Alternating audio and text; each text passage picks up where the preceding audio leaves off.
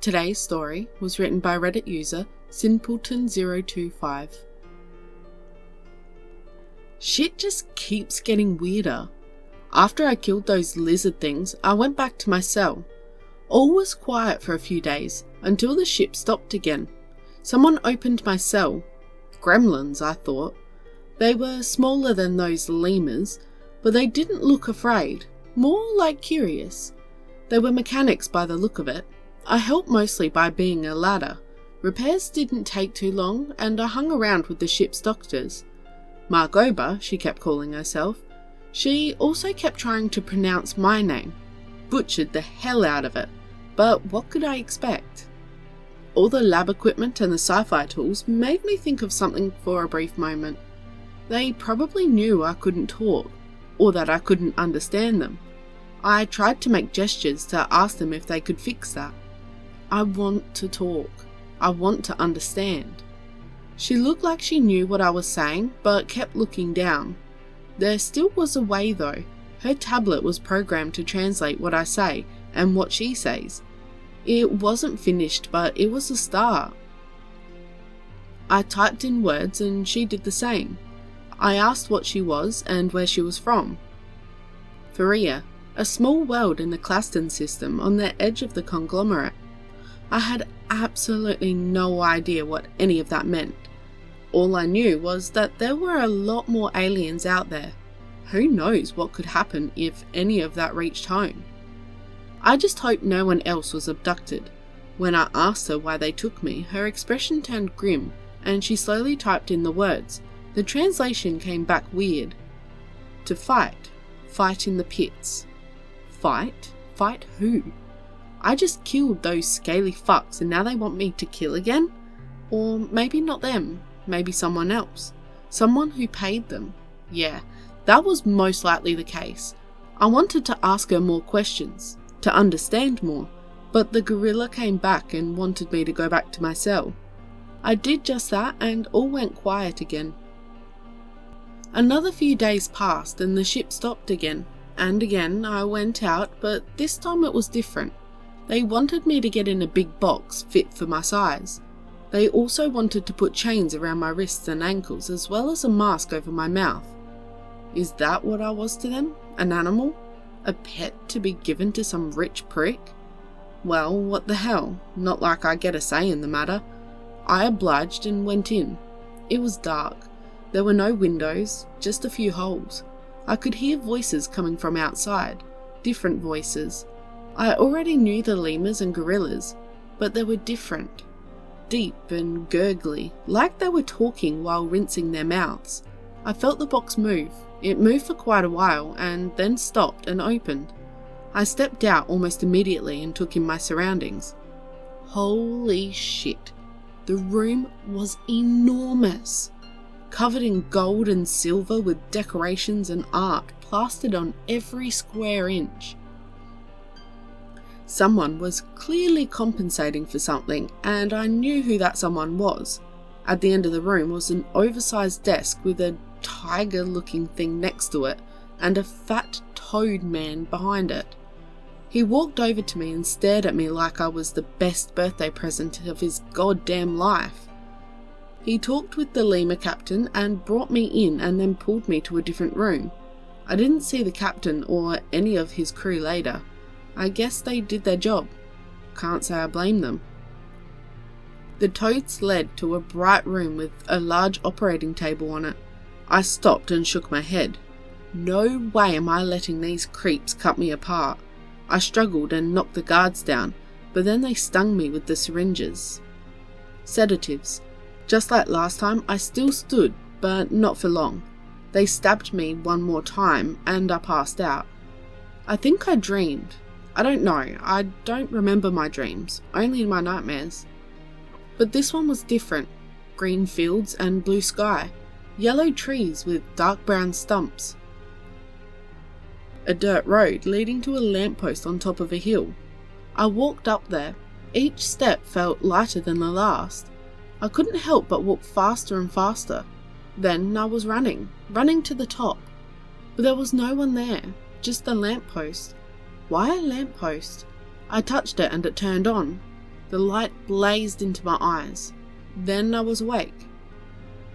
"Check his pulse," a voice said. A voice. "He's stable," another spoke. "How?" "I just hope we did this right. His brain is more developed than we thought. And this damn muscle tissue, why does he need so much?" The data we got from the Feyurian suggests his planet of origin boasts a gravitic field stronger than the galactic standard. It only makes sense for his body to be this robust. Strange how he's an omnivore, a rarity in the galaxy, especially on a world like that. I understand them. How do I understand them? What the hell did they do? I wanted to move. I tugged at the restraints and the toads gasped. Doctors, I assumed. They gawked at me as I opened my eyes and clenched my fists. "He's awake," one of them yelled. "Get the sedatives," another shouted, and I tugged harder. "No!" shouted the one closest to me. "The surgery is done. Now we need to test it." "Here?" "Yes, here." She turned to me and spoke slowly with obvious fear in her voice. "Hello, my name is Loba Bamba. Can you understand me?" I didn't say anything. I couldn't. They didn't fix my voice box. Why? "Right, I forgot we haven't repaired your larynx. I'm sorry, those were orders." "By the spheres," one of the doctors exclaimed. "It worked. It actually worked. We did it." "Quiet, he still has to adjust. Get the restraints off." "Are you insane? He'll kill us." "He has no use for our deaths. I think we established he's not an animal." The doctors undid my restraints despite the many protests from his colleagues, and I slowly stood up. I could barely stand up straight, and not just because of the drugs. The ceiling was too low, and I had to arch my back so my head didn't bump into it. Looking around, I saw that the toads held the same expression as the lemurs. No matter how different they appeared, they all looked the same around me. "The room is small, I know," Lobar said. "I'm sorry, we don't typically house specimens as large as yourself. Come this way, please." Lobar led me into a different room. Walking felt funny. I was barefoot and half naked. The floor felt weird, metallic, but strangely warm. I walked slowly so I wouldn't bump into or trip over anything. I could hear the murmurs behind me. Not just that, I understand them. I still didn't know how.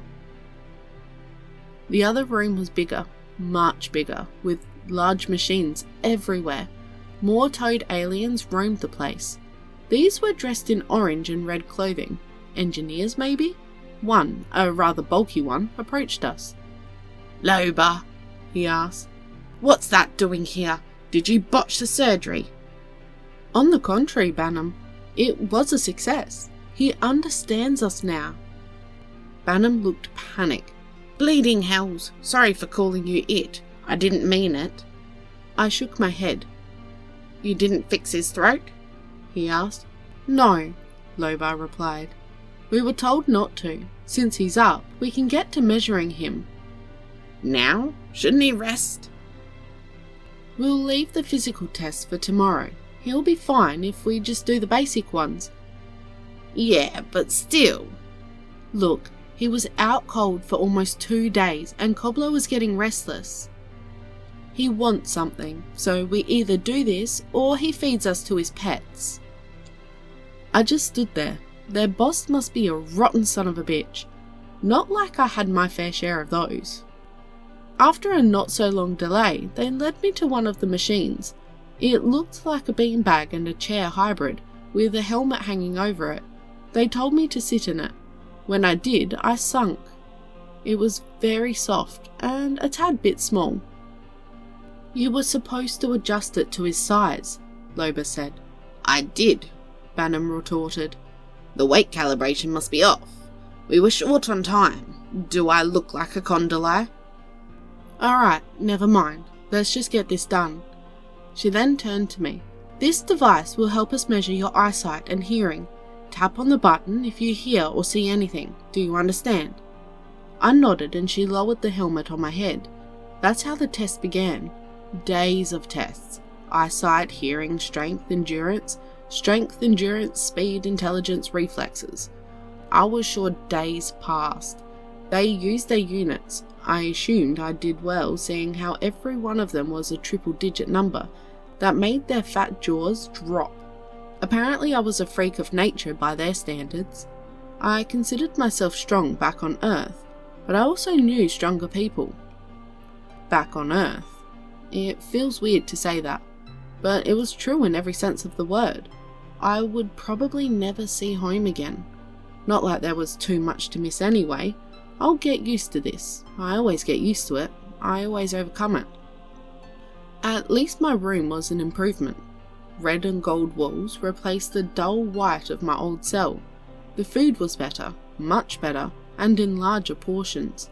They were just buttering me up, trying to get me to feel comfortable so I don't break them in half. I liked it for a while. It was nice, no doubt about it. But the suspense became insufferable. I was supposed to fight, wasn't I? So where's the fight? The light above my door lit up as I was doing push-ups. Probably one of those butlers or whatever they're called, I thought. But no. Instead, it was another rotund toad in fancy colourful clothing. Coblo Con Bar. They kept repeating that name like it was supposed to mean something to me. He was in charge, that's all I needed to know. He walked over to one of the chairs near me. I began standing up and he held up his hand. "Oh, please, do not let me interrupt you," he said. "I find your training principles and discipline quite impressive and admiring." All ready with the compliments, slimy bastard. I got up anyway and started wiping the sweat off. "Since there's no point in small talk, let's discuss business. I take it you've been informed that you'll be fighting on behalf of my corporation." Margoba told me that. I nodded slightly. "Excellent. Now let me explain the full picture and give you a sense of scale. The Octon Corporation and the Tolbar race, by extension, is one of the 32 economic leaders within the conglomerate. Naturally, there exist hundreds, but either they're too small to be noteworthy or a subsidiary to an existing leader. I will not bore you with the vast history of the economic leader, but just know that there was a war of sorts, and the leaders have decided to handle our disagreements straightforwardly. Let me guess, they have other people fight for them. What kind of crap was that? We organise matches between the chosen representative fighters. It's usually to the death, the winner takes all, and that's where you come in. You see, Octon hasn't been too successful in this field recently.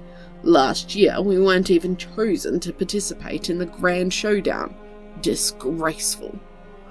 Coblo might be a rich prick, but I could tell he wasn't lying. If anything, he seemed genuinely ashamed of himself. But that will all change now that we have you. Spheres bless us, we can win. But we need to make an opening, a starter match. There's a moon in a nearby system. One of our subsidiaries began construction of a port without our permission. They're not accepting money and we've officially entered a showdown. I'm sending you to win. About time. Can't say that I'm happy about this, but it's not like I get a choice. For now at least, let's play the part. I'll be the muscle. I nodded at Coblo, whose smile widened more than I thought was physically possible. Terrific! I cannot wait to see it. Also, just remember, thousands will be watching and betting, so put on a good show and try not to disappoint me. Oh, don't you worry, little toad. I'll put on a show no one's ever seen before.